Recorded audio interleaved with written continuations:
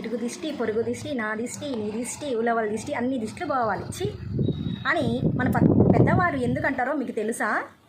దిష్టి తీయడానికి కారణం నాకు తెలీదు, మీకు తెలిస్తే కామెంట్లో తెలియజేయండి. కానీ ఎరుపు రంగుని పదే పదే చూడడం వల్ల రోగాలు నయమవుతాయి. అంతేకాకుండా మనలో ధైర్య గుణం కూడా పెరుగుతుంది.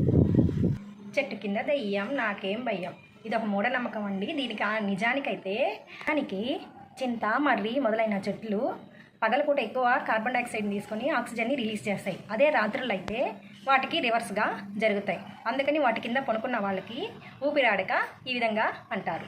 ఇవి ప్రకృతి శ్వాసకోశాలుగా మనము ఈ చెట్లని చెప్పుకోవచ్చు. మీకు ఒక విషయం తెలుసా?